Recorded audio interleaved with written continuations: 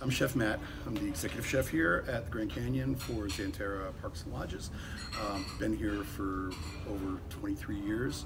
I initially came out here in the summer of 1994 to do a 6-month internship from the Culinary Institute of America. I finished my internship, went back to school, graduated, came back here in September of 95 as a cook one, worked my way up to sous chef, executive sous chef, and then I've been the executive chef for about 10 years now.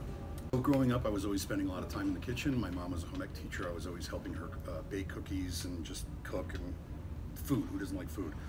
I had about 10 years of experience in food and beverage before I went to culinary school, which is something I highly recommend people do before committing to paying for that education.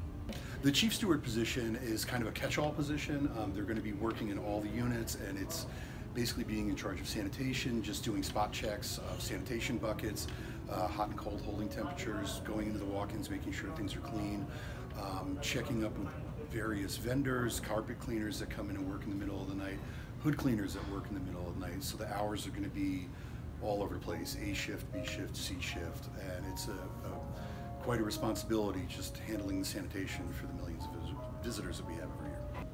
Advice that I would give to anybody coming here: stay hydrated is really the most important thing, but it's a unique environment that we live and work in. It is rather isolated.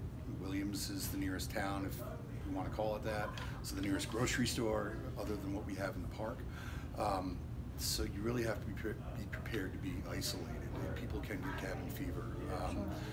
But it is just, it's beautiful. You get here, you look around, and you realize we're like this big in the world because we've got this beautiful canyon out here that is just overwhelming. If you're having a bad day, you go out there and you look at it and you're like, it's just instant zen kind of a thing.